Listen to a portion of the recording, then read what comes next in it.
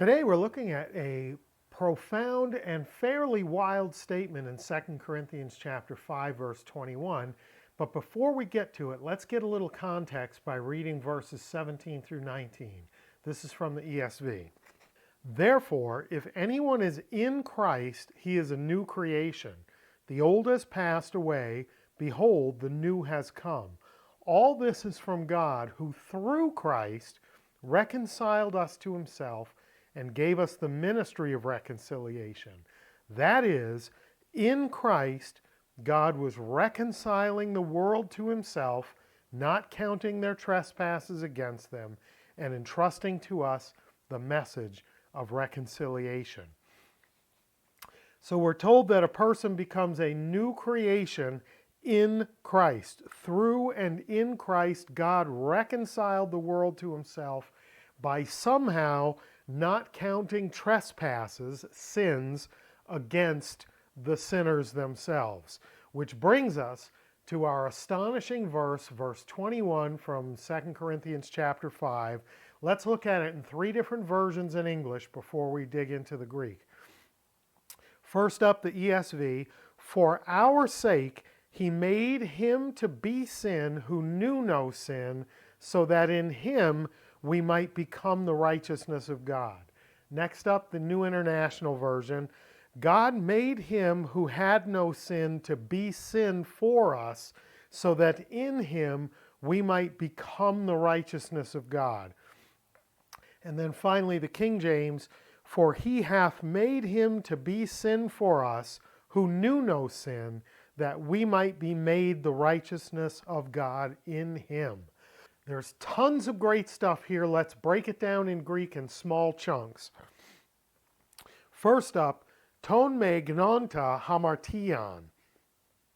So here we have the one not knowing sin. So ton gnonta, gnonta is a participle from gnosko, the one who knows or the knowing one, but it's negated with the me. The one not knowing, hamartian, sin.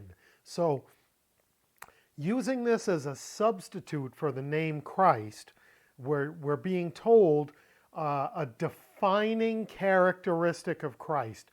The one not knowing sin, the one who does not know sin. It's a present participle, it's an ongoing condition. This is one who by experience, doesn't mean he doesn't have cognition of sin or understanding of sin, but he has no experience of sin. He is a sinless one. So the one who knows not sin, the one not knowing sin, the next part says, who per hemon, on our behalf. So the action of the verb that's going to follow here, the thing that happens, is on our behalf. And it happens to whom? To the one not knowing sin. And what is the thing that happens?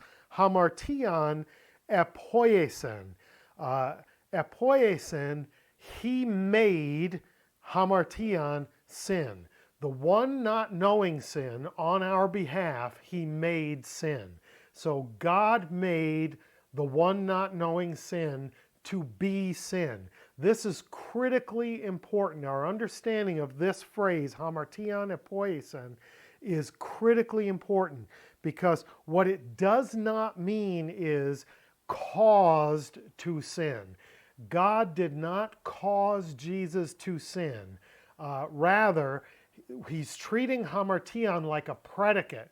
He made him, the one not knowing sin, to be sin, to embody sin, to fully encompass sin, but not caused him to commit sin, not placed sin upon him, although it says that elsewhere in the New Testament.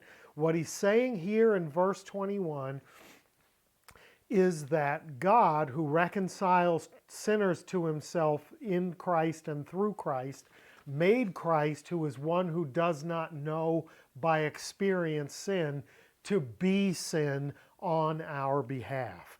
Really a profound and significant thing.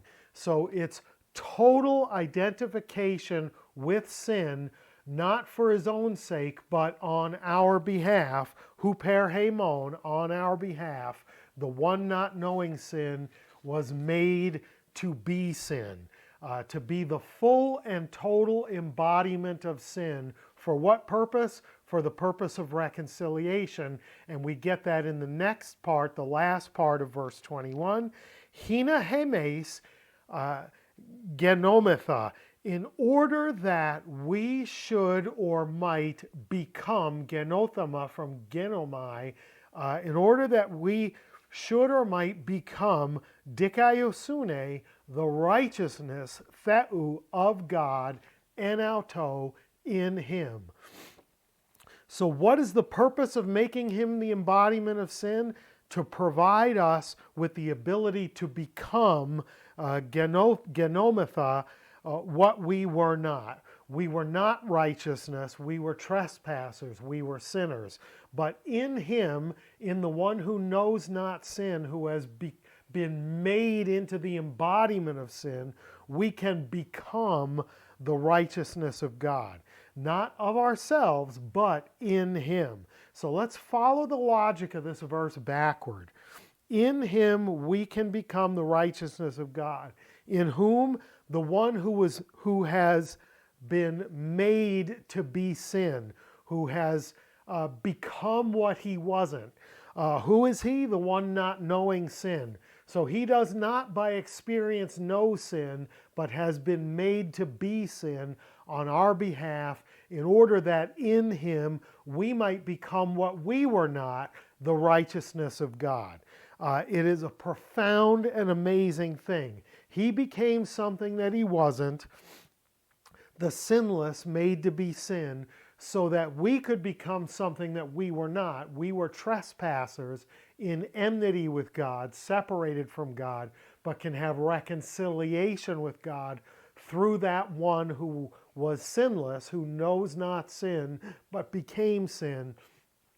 And in him we can become the righteousness of God, something that we weren't. That is wild and profound stuff. Critically important to see that the phrase, he made him sin, does not mean he caused him to sin. It means he made him to become the full embodiment of sin, so that sinners could embrace and experience the full righteousness of God as their own in him. Boom. Profound, amazing stuff. Go back and read verses 17 through 19 again and see the profundity in the mechanism that God uses to reconcile sinners, those who have committed trespasses, to himself by not counting those trespasses against them, rather counting them against the one who knows not sin in his life, in his experience, but has become the embodiment of sin, so that that is crucified. The penalty is paid for those sins, not by the committers of those sins, who become the righteousness of God in him. Amazing, profound stuff. Thanks for watching. Hope that was good for you. If it was, like, share, subscribe. Let me know what you think in the feedback, in the comments. And until next time, Charis Kairene Humin, grace and peace to you.